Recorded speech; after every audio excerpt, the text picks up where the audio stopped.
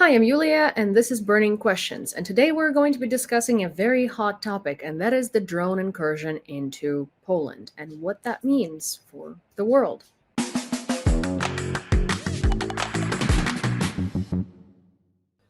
Good afternoon, Yulia. My name is Frank Ledwidge. I'm a senior lecturer in strategy and law at the University of Portsmouth in the UK, and I have some relevant military background as well, and also I've been a military analyst for quite some time as well, on account of my background, knowledge and experience. Phenomenal. Very, very good for our topic today. I wanted to discuss basically, as all of us know, there have been a plethora of drones. There are reports on various different amounts that keep changing, I feel like, day to day. But there was a plethora of drones that entered Polish airspace. And while that has happened before during the full-scale invasion, it has never happened deliberately. It's always happened as a mistake or as a light provocation. Whereas in this case, it was very deliberate. They came in from Belarus, not from Ukraine, and they were heading for Polish cities. Now, obviously, they were all shut down because the aviation of many different allies was immediately involved. However, that does change, I feel like, security protocols, and it does change the political narrative and the political framework around it. So what is your opinion on what happened? I tend to agree. The first question is attribution. So given past incidents, and we can dispose of this fairly quickly, was it an accident or overflight or overshot, as previous incidents were? Certainly there's no question of it being errant anti-aircraft missiles, or there being that, primarily because there's no evidence of that. Secondly, because there is evidence, of course, of detritus from some of these intercepted drones. So attribution is clear. I didn't know about the Belarus question. As far as I know, it hasn't been reported mainstream here, but that's great if it's the case. So that clears up attribution. This is a Russian attack. There's also the possibility, frankly, if you're if you're being, let's say, objective about this, is also the possibility of false flag in some way. That clearly isn't the case if it's from Belarus as well. So that's that cleared up. The next question is then the target. Reports that I've read very recently, slightly different from yours, that they say, unnamed NATO officer, as it usually is, claims that the target was some NATO base in Poland, of which there are several. You say Polish cities was also possible. Either way, there were several, a couple of dozen perhaps of these. I've heard of numbers of 14 or so, actually probably more, given that it's likely they haven't all yet been identified. Some of them are decoys, which have been identified and identified as Russian. So it was, it seems, a deliberate attempted strike. We will see more from the forensics as they come out, I suspect, or maybe we won't. But either way, it's a deliberate provocation. And that has, as you know, and I'm telling you things you already know, triggered an Article 4 meeting, which is quite significant in itself. There haven't been many. I can't recall the last one, but it may have been the last incursion into Poland or Romania. But they're fairly infrequent. And there have been some calls for an Article 5 declaration, which I think is highly unlikely. The problem is now in the West, and I can only speak really of Britain and the United States, is that any news from Ukraine or Eastern Europe is drowned out by local priorities or perceived priorities. So today in the UK, we've had a major resignation on the part of a rather disgraced ambassador in New York, or rather in DC. We have some internal political issues, and then the events in the United States too. So this is, as I would expect you know, these issues are subsumed by domestic questions. And although this is a major event in the 3.5-year war, it has not really hit the salience of attention, let's say, that other similar events have had over the last few years. That's just the reality of this. Well, There is, see, I mean, it's such a complex subject, right? You mentioned the internal political issues, which seem to be arising in every single country in the West that we're looking at. For instance, there is a problem in France. There was just a vote of no confidence. There are issues in the UK. There is also in the America, the news have been getting drowned out because a far right spokesperson, or rather, I guess I would call him a spokesperson. I think his actual designation is a blogger or a podcaster, or yeah, he's a spokesperson. He's a talking head for the far right, right? He was shot in America and killed yesterday in broad daylight. So all of these validly crazy events are going on around the world that are drowning out everything else. And I wonder if, from the political standpoint, I wonder if things are heating up in general around the world, because I don't see the war in Ukraine as personally as like a singular event, or like a localized event. I think it's an event that spreads all around the world because we see Russian propaganda, we see Russians fueling that propaganda in different Western countries that results then in other internal issues that have nothing to do with Russia's goals, because all of this spreads, and we've been in this for the past 3.5 years, so things are generally kind of spiraling out of control, I would say. But in terms of this attack on Poland, what significance does it pose to NATO, to the allies, and to the EU in general? And do you think it changes the way that they view the war in Ukraine and how much it actually concerns them? Yeah, but the two things are connected. And whilst I take issue with a couple of things you said, essentially you're entirely right. Of course, that it's always politics, and history doesn't stop anywhere. But they are connected, because if the rather significant events in eastern Poland in the last day or so are to achieve breakthrough, then they have to break through other issues, be that in France, certainly not going to happen in the US in the next day or so. It probably isn't going to happen here either. It's that they simply aren't going to have that cut through that that they may have had 2 or 3 years ago, notwithstanding what you say about the heating up of politics in general. And warfare, of course, is a political act. And were there to be, let's say, a decision by NATO, and I'll come to one option that has been put forward, let's take it as an example, that there were to be an option before NATO that quick reaction alert aircraft of NATO air forces, usually the Royal Air Force, British Air Force, the French, the Italians, who do this in the Baltics on a rotational basis. Other nations do it too. If rules of engagement to be changed so as to allow for the downing of crewed aircraft who breach NATO either air defense zones or indeed airspace, which are two different things. But if that were to be tabled, it would take a very great deal more political will than we see at present for that risk to be taken. In other words, for the people sitting around the table at the North Atlantic Council, all of whom are under instructions from their domestic governments, to vote for that kind of response, which would be the only, and I put this neutrally, the only effective response. I don't say they should do it, but the only effective response, or that I think would be listened to by Russia with that kind of thing. Now, of course, that risks escalation, which is also plays into why it is that those people sitting around the table at the North Atlantic Council in Brussels won't make that decision. That people have, there's not the will to risk engagement with Russia at the moment. If you shoot down a Russian MiG-29 over the Baltic Sea because it's breached Estonian airspace or Latvian airspace, the response would be the shooting down of a British aircraft in the Black Sea, and then we're at war. Nobody wants that. There's enough trouble already. And I think whilst that might have been at play 2 years ago, it isn't at play now. Now, what do you think is the adequate response from NATO countries to what happened, right? Because I guess, like here in Ukraine, what we feel is that every single time Russia breaches European borders, every single time Russia does provocations, every single time we find out that some like NATO bases were being sabotaged by Russians, there were information operations, right? There's never an actually strong response that would make Russia fear to do this again. It's usually more so a response that says something along the lines of, we strongly condemn Russia's actions, they're unacceptable.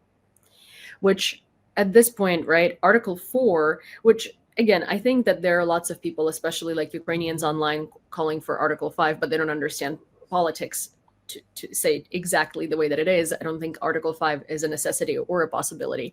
But Article 4 is a good response in a sense of like, this is the first time that an actual political dogma was triggered rather than just a stern words of warning, showing that, if you are going to breach our airspace, we are not going to be talking and then deciding what to do. We're going to be shooting down your aircraft. We're going to be reacting, and then we're going to be talking about it. Because now this is a breach of NATO space, not allied Ukraine. So what do you think would be the best reaction from the EU and from, I guess, NATO and the Western world in general to show Russia that this is actually unacceptable? And what do you think Russia's motives were to do so? As far as I know, there's been no decision to shoot down Russian crewed aircraft on a quick reaction alert basis on the Baltic Air Policing mission or the Black Sea or the Icelandic one as well. I don't think that decision's been made. That'd be a very serious escalation in terms of rules of engagement. No, I'm sorry, that's not what I meant. Let me clarify. I meant that if Russia's aircraft or if Russia's drones come into the European NATO airspace, right, of NATO allied countries, they are going to be shot down the same way that the drones were shot down, if they're deliberate, not if they're sort of like a stray that came over from Ukraine. That's what we've seen happen. Right. Yeah, well, that's what should happen anyway, and hasn't been happening ever since the 60s when all this started. So the answer to your question, look, I'm very cynical about this, and we've discussed this before on your channel and elsewhere. Europe has nothing to offer in terms of robust action that's going to have an effect on Russia. Europe has nothing to offer because Europe has very little in the way of military leverage, aside from its rhetoric. We see that, and perhaps we'll get to this, over this so-called reassurance force that is being mooted and cast about in this capital and that in Western Europe, but nowhere else. There's nothing that's going to. Look, let's put it this way. Yes, it's probable that any decision to shoot down Russian aircraft that breach the airspace, be they manned or unmanned, crewed or uncrewed, of Poland or another member state, Russians are unlikely to do that again. They certainly won't be coming in with their flankers, or flanker being a MiG-29 or Sukhois or whatever other aircraft they're going to use. That's not going to happen, or if it is, it'll be an act of war. But so they're not unlikely to do that anyway. Frankly, it doesn't make any difference if drones are going to be shot down, since they represent a public risk at the very least, and an armed attack at the most. So that there's no deterrent value in that. And I say to you again, and I've said this before on your channel several times, Europe has nothing. It's not going to help you. There's no point in relying on Europe. Europe is not militarily relevant at this stage.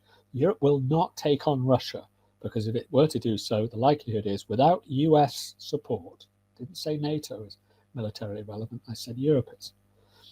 Without US backing, there is little that Europe can do, and it's very likely that Europe on its own would probably be defeated. Do you think that Russia's actions, like doing so, were basically to see if the U.S. Was going to stand on NATO's side in this, or to sort of see, especially because we know that Western Europe is treated a little differently on sort of like, the world's agenda of what's important in Europe, right?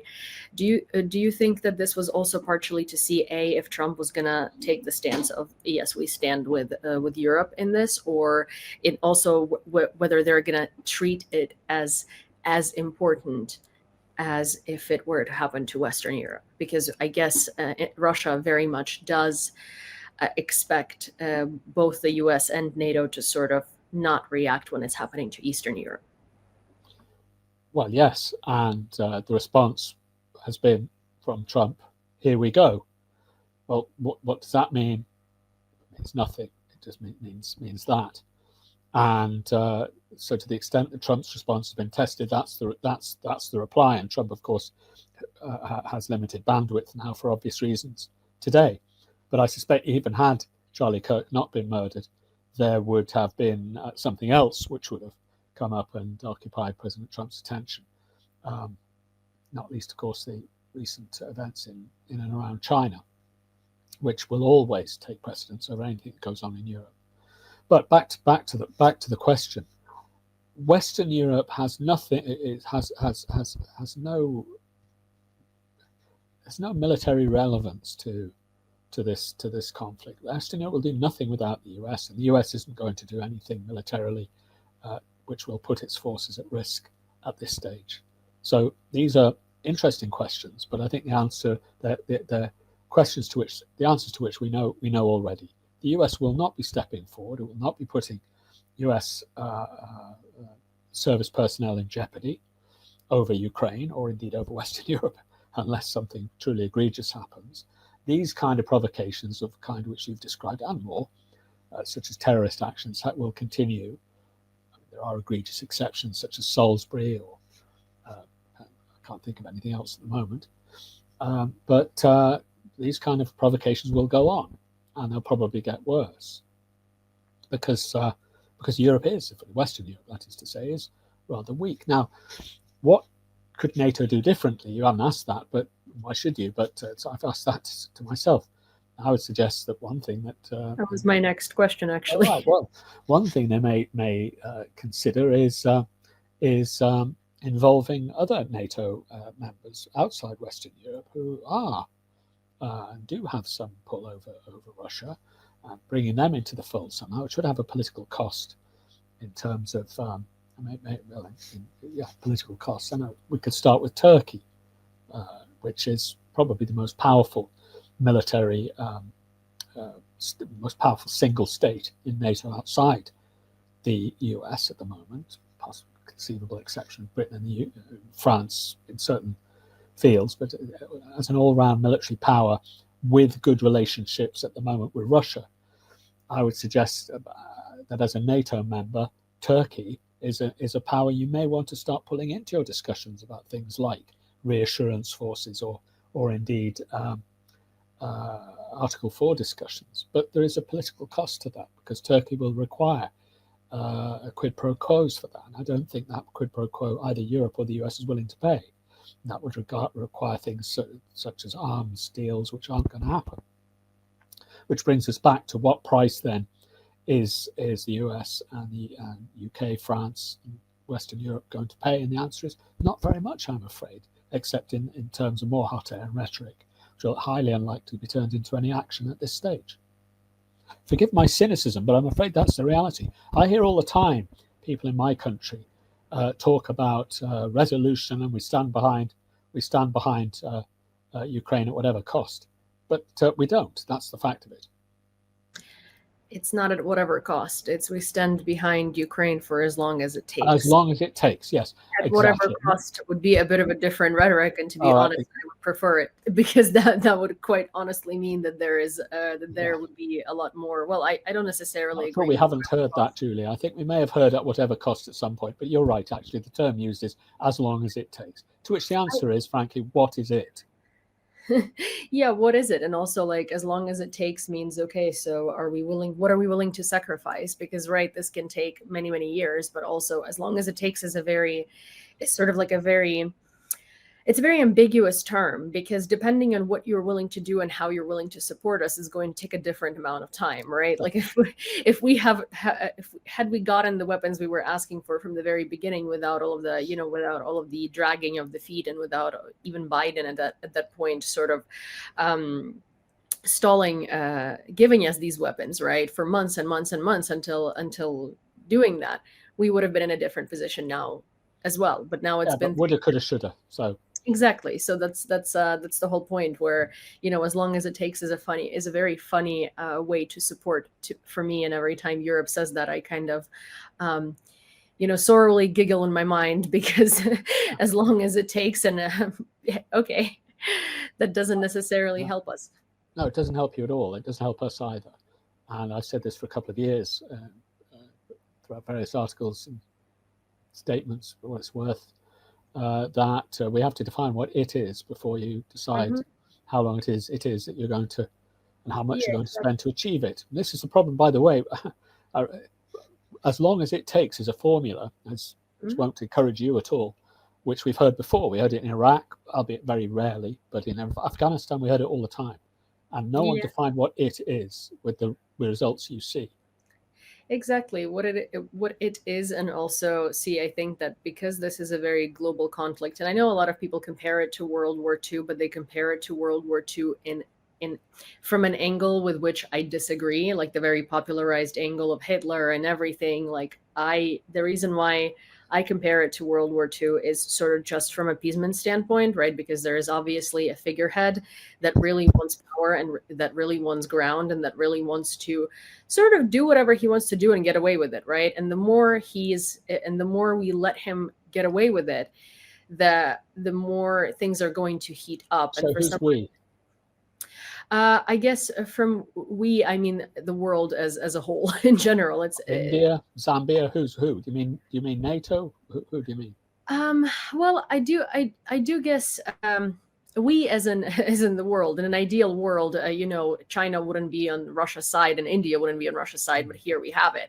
So I would say the more NATO lets Russia get away, but not only NATO, the more broadly allies, including NATO, including the EU, including the Western world. I guess the Western world is the best explanation. However, Turkey, I'm not sure if it belongs to Western world.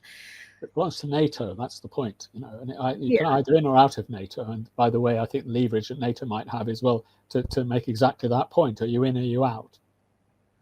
And by the way, that question came up a long time, nearly a decade ago, about 8 years ago, over an arms deal concerning F-35s and S-400s. And it's at that point that perhaps that ultimatum should have been given. But I don't think it's too late for that. But on the other hand, of course, Turkey plays an interesting role, or would play an interesting role in any negotiations, and I suggest in any real reassurance force, as opposed to the illusory one that France and Britain are talking about at the moment.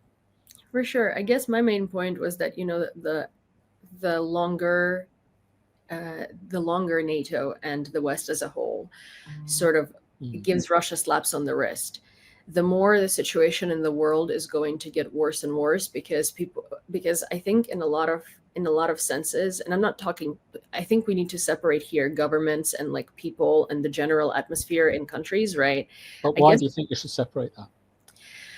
Because I think a lot of politicians in a lot of countries are more aware of the stakes, however, are scared to act and also have other strings and boundaries. But people and people's opinions as a whole in the country sometimes differ from the depth of understanding of their leaders, right? For instance, I think that a lot of people in Europe and a lot of people in the United States and in Canada see the war in Ukraine as an isolated event, right? As there is this situation happening there and it's really sad and tragic, but it doesn't necessarily concern us, right? It doesn't do anything to us. But it does, because there are massive propaganda campaigns in your countries that actually then influence your life. For instance, the same Charlie Kirk, who was just shot, was a MAGA talking head and one of the influencers who was implicated in spreading Russian propaganda at the Republican whim, right? So there is a lot of these things are. Well, I must say, with respect to Charlie Kirk, I never heard him spread Russian propaganda. But your point about the point about Russian interference is well taken. But I'm afraid, one of the issues is that, and it was the same. I've been involved in 6 or 7 wars now, and they all ended up the same. We've all had much the same rhetoric for each one, and including as long as it takes, whatever it is. But the reality is there's a difference between what one should do and what one can do. Mm-hmm. So, it's all very well looking. So a good example, actually, somebody I don't particularly like or agree with put this forward. I won't say who it is, but it's a good one. So you see a mountain and you see people in trouble on a mountain. And you know that if you go and help them on the mountain, your team won't come back. But so you should do something to help. It's terrible and it's awful looking at that. Mm-hmm. But you can't, right? You don't have the resources to do that. And that's the case for Europe at the moment. Europe cannot do anything. It doesn't have the political resources behind them for that purpose, be it Germany, France, the UK, let alone Italy, Spain, or the other major powers.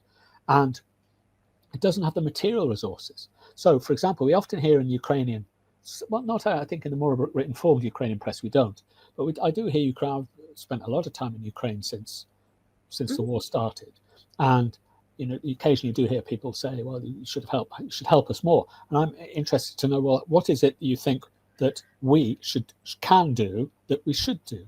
Well, I think it's a woulda, coulda, shoulda type of situation, because I think that you're right. Yeah, I agree. I think that in a lot of cases people fail to articulate because, well, they don't do it every day, and they are not trying to do it from a logical standpoint. They're trying to tell you this from an emotional standpoint. From a logical standpoint, here is the reality. Had everything been organized much better from the very beginning of the start of this conflict, both with the US and with Europe acting at the same time, we wouldn't be in a position now where no one is actually able to help in Europe, because there wouldn't be all of these political calamities happening, right?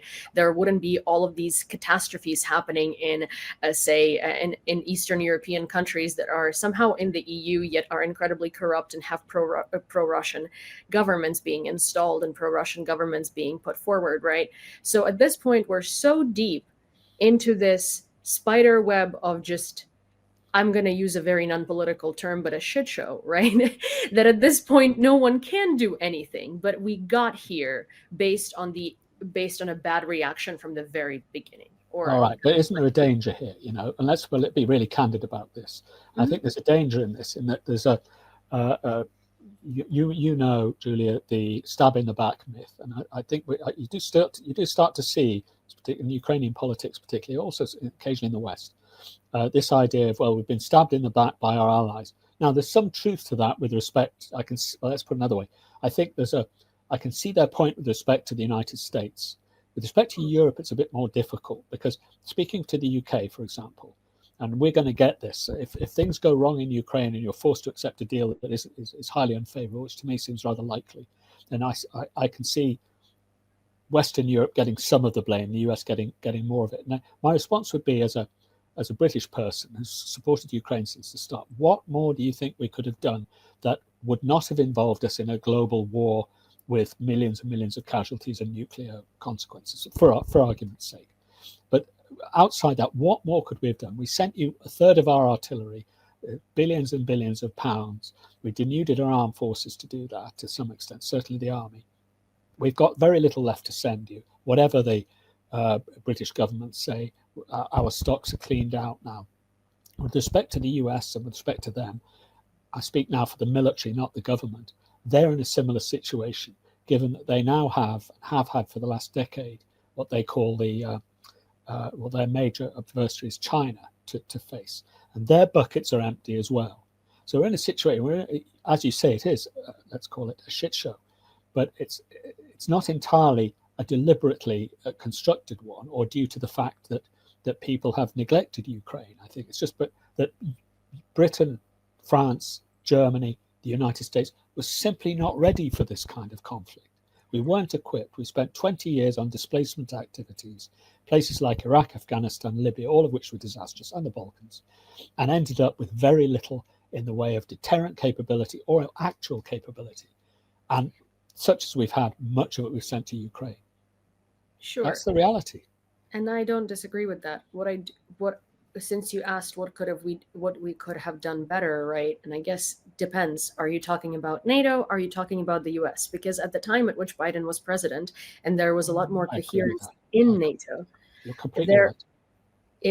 If all of these things were decided on, not within 2 years of time, but within 2, 3, 4 months of time, which ended up being decided on later on anyway. It's just, it was Biden's fears and dragging his feet, while Ukraine was desperately screaming, saying, we know what red lines we can cross and what red lines they're not going to react to. Had we been listened to then, we would be in a very different situation now, because very well there could have been a major win from Russia, from our side onto Russia. Russia could have been in a much worse position militarily, and Russia would have been forced to a negotiation table on a very different term. And at that, there would be political powers worldwide being able to pressure Russia instead of trying to see what will end up not pressuring Russia. You know what I'm saying? As in, like, we're in a position now where for some reason the Western world looks up at Russia and thinks, what can we do to not piss them off? While in reality, what needs to be happening is Russia needs to be looking up at the Western world and thinking, what can we do to not piss them off? Yeah, And that's and to put that into concrete terms, because I'm not so much a political analyst at all. I'm not a political analyst or military analyst. I advocated very early on, and many others, well, not many others did, but some others did who looked into it, that if the US truly was to behave as the arsenal of democracy, we're talking about Biden, never mind Trump, we know the Trump problem, but what happened, and this goes back to the strategy problem. It was a US strategy from the start, avowedly, and General Austin spoke of this, many others, to bleed Russia, right? Not to ensure Ukraine won or had some form of victory or positive outcome, but to bleed Russia, which meant that the function, therefore, of aid was to be drip fed rather than, as it was in the Second World War, maximum effort. So, for example, we had all these supposed war winners. I don't need to go through the list of them: HIMARS, F-16s, Javelins, Abrams, M3, armored personnel carriers, and all the rest of it. All of them drip fed. All of them drip fed. Instead of saying, well, look, take for example, and I'm not going to go on with a great speech about this, but I'll just take one narrow example: tanks. Okay, now tanks have become a little bit. Their functions changed militarily, as you know, over the last couple of years. But the US have hundreds of Abrams tanks in storage, hundreds of them. Yeah. Now, those could have been, the orders could have been given, and I'm speaking it, it's not like, well, this is, well, now we know this, or this is ex post facto, or woulda, shoulda, coulda. At the time, I argued, and others argued, right, let's get those 500 tanks over there. Let's get the crews trained. It's going to take 18 months to do that, but the order needs to be given now because this war isn't going to stop. Instead, what we had is, we're sending 12 or 14. There'll be one battalion, there'll be an elite battalion in the Ukrainian in the 93rd Brigade that's going to have, or the 82nd, that's going to have these tanks, instead of the entire army re-equipment. And that's where I completely agree with you. And that's the woulda, coulda, shoulda that really woulda, coulda, and shoulda made a real difference at the time. Now it's too late for that. I think, I'm a political analyst, and for me, I think the funny sort of irony in all of this is, right, a lot of this was Russia wasn't taking an adversary as seriously as it is now, I suppose. And at the time at which something could have been done about Russia, the strategy was chosen to be, let's bleed them out and they will back away. Because, right. And the funny thing is, everyone was really scared of starting World War III by kind of like gut punching Russia immediately, right? And now we're in a position in the world where there could very well be World War III in a decade's time, because everything is heating up, everything is spiraling out of control politically, militarily, everything, right? And it comes down to the fact that had we chosen the strategy that would have been gut punching Russia immediately, we would have stopped them and we would have stopped the progression of this. And rolled them back. Yeah, but we chose the strategy of bleeding them dry, and that given them all the time in the world to absolutely mess up everything politically and socially and just in other ways. Russia doesn't, my favorite quote I think that I've ever said is that Russian tanks don't have to be rolling through your cities for you to be at war with Russia. Yeah, I think there's a recognition of growing of that now. But the issue that I take at times, though, with the narrative that's developing is that I can see, perhaps it's out with this discussion, but I can see a situation where, and I'm sure you know, there's a frozen conflict, which I was astonished to hear Ukrainian government officials, not necessarily shocked, but I was quite astonished. Ukrainian government officials saying we're prepared to accept a frozen conflict. Okay, on the frozen lines. All right. Which would not be a successful outcome, I would suggest. Whether that should be the case or not, it would not be a successful outcome. So then the question will come, well, who do we blame for this? Do we blame Zelensky? Do we blame the generals? Or do we blame the capital W West, be it Biden, Trump, or the rest of us? Yeah, well, I, as a British person, I would be asking myself, what more do you think? Now, this is a rhetorical question. We don't have to get into it. But there's not too much to say the UK, in terms of military gifting, Denmark, etc., could have done. For the United States, though, that's a very different thing. And if you're going to blame someone, I wouldn't be going to President Trump, to be candid with you. going to the Biden regime, Sullivan and that bunch of people who drip fed you weapons instead of feeding you weapons when you needed them. That's where this went wrong. 1,000%. I agree with you. I agree with you a lot, and I have that's been my stance from the very beginning. I've lived in America for 14 years, so I consider myself. So I consider myself quite American, yes, and I do have a lot of opinions on American politics, especially as someone who works in politics. And I'm a Democrat, and I say that. However, I am also a person who doesn't necessarily choose a party and blindly follow them. I'm a person of lots of complex issues, and when this was happening, one of the things that was very terrifying to me is knowing that Jake Sullivan is the advisor.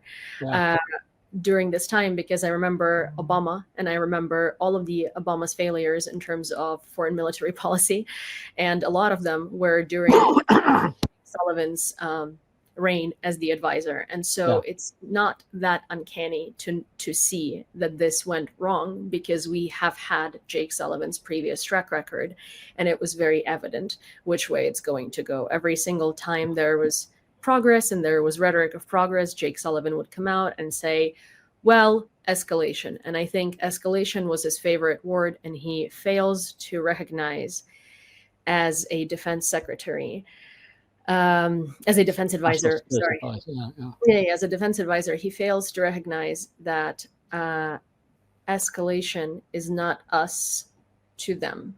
Escalation is them to us, and what we do to show them they can't do it. And that's exactly. You have the escalation dominance, which was never realized. I agree with that. I think that's right. So what out of that to me is, if people are, we're looking ahead now, so I don't know what's going to happen, but if people are looking for somebody to blame, that's where I'd be looking. President Trump will do what President Trump does. The US military will do what the US military does. But the time to have made a difference militarily was 22, 23. And it wasn't as if this is hindsight, right? Lots of us were saying this at the time. Do not be giving 50 M777 guns. We want to see 500, etc., down the line, whatever weapon systems it happens to be, and make sure that people are properly trained. Not a few hundred a month. Get those trainers into Eastern Poland, set up the camps, and just put through the entire army through those programs. And by the way, another thing, and this is another military point, I know this is a bit inside baseball, but one reason why, rather belatedly, the Ukrainian army is holding its own right now on the southeastern front, is because they've changed their command and control structures. Now, this should have been done 2 years ago as well.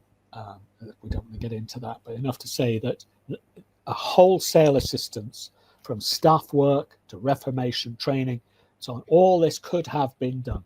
And this was not hindsight. I remember having discussions with people at the time.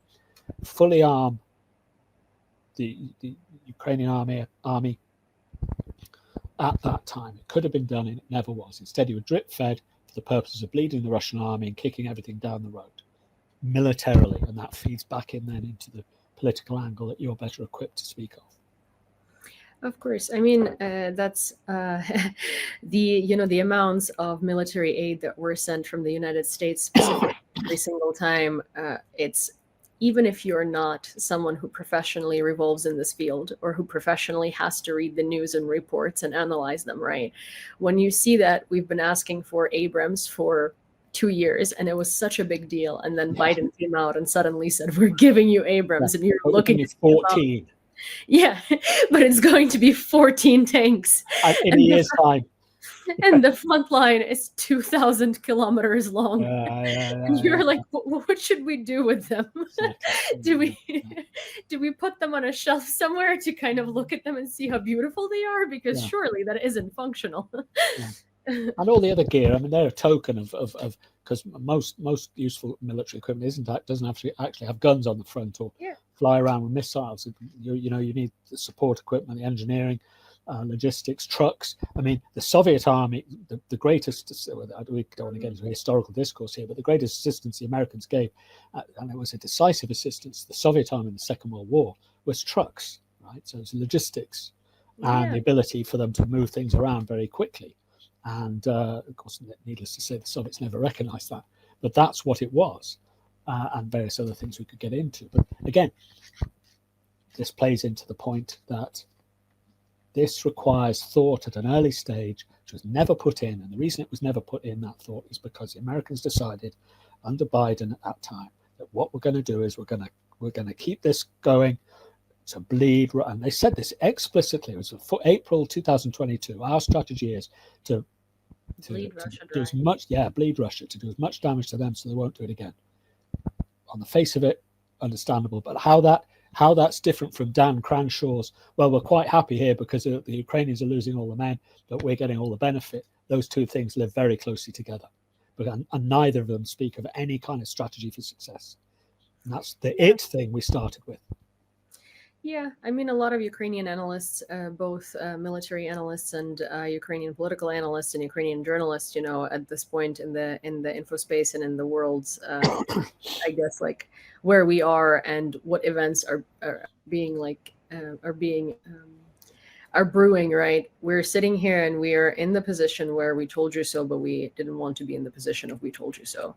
Because at the time at which we were saying that this wasn't going to work, no one was listening to us because there was the Western patronization of Ukrainian scientific figures and Ukrainian analytical figures, because it was kind of like, okay, guys, we know a little better how to deal with this. And we were like, you're making all the mistakes. Here is a silver platter with a nice little notch on which we're bringing you this knowledge that this is not going to work. But no one listened. And here we are now. Yeah. And here we are now. But, that's where we are. We're not back in 22 now. And here we are. And the question is, well, where to go from here? As the Irish fellow said when asked, how do I get to this place? And he said, well, I wouldn't start from here. Well, unfortunately, we do have to start from here. And, I mean, my concern is, and I'd be keen to, obviously your listeners and viewers will have their own views on this, but my concern is losses on the Ukrainian side now. And there's some reports coming from the front. This has been, I don't think the UA army will ever crack. I don't think that's going to happen. But it's just that at what cost? At what cost, exactly, and for what? Yeah, that's exactly right. The question is at what cost? Yeah, I think at this point it's at what cost and for what. I mean, Ukraine is going to. Here's the thing: Ukraine happens to be this type of country that's always been dealt the worst deck ever, right? And figured out what to do. A long time. Yeah, for a very long time. And we had to take those terrible cards and figure out how to win a match, or at least how to come up somewhere with it and not lose all of our money, right? Especially if we're talking gambling. And we're obviously going to keep doing things like we're building missiles during a war. We're making up drones that we're trying to sell to Europe, and Europe wants to invest in them. I think that's crazy to begin with in terms of development of a country under the circumstances in which we are. So we're gonna float. The problem is that, from here is, I guess, in the next couple of years, politics around the world, military capacities around the world, we all need to decide whether we want us to float or whether we want to work together to make it so that at some point we all have the ability to actually gut punch back. Yeah, and I think, to be fair, on the positive side, I'm going to a meeting next week about this, which will be quite interesting. It's a British government civil society meeting on the military aspects of how to not just keep Ukraine afloat, but keeping it moving forward. I will be interested to see what ideas people have there. I would be interested. But it's, for now, that question, which is only a question for Ukraine, and everyone talks about this, don't they? At what cost? And for how long? I mean, I guess that's still TBD. And now I think that now sort of like the conclusion to this, right, is we have our mistakes to look at and learn. And I think it's not about what we could have done better, or what we should do more of. I think it's about reflection, and I think it's about learning from that and then coming all together to figure out where we want to see all of us in 5 years, in 10 years, and how to get there. I think it's very good. Well, you see, Julie, that's a strategy, isn't it? Yeah, exactly, which is something we're all severely lacking because we're kind of winging it. Yeah. No, I think and I was very taken by it was in Kharkiv about 3 weeks ago for a few days, which is I just love. I'd love to go back for much longer. Such a beautiful place with beautiful people in it, and but too few people, and I, went on the bus there, and when you go through the buses in that part of the world, I'll go on the buses and you see the poverty of the towns, and you see towns with no men, of the relevant age, which is not what you see in Kiev, by the way, I must say. It's a different thing. Yeah. But and you see the cost to just people in what is effectively, like all wars, a poor man's war, and then you start to think, well, this is going to take some recovery. And that's another thing, by the way, which is a much bigger conversation. It is even bigger conversation, and perhaps a less contentious one, is recovery. And I think too little discussions being had in my part of the world about how we assist you with recovery, because that's going to be more expensive, frankly, than the war for us. For sure. Well, I hope you enjoyed this conversation as much as I did. And if you did, please don't forget to subscribe to this channel, turn on all of your notifications, as well as send this video to a friend, give it a like. And of course, if you have something to say, don't hesitate to do so down in the comments below. Thank you. See you next time.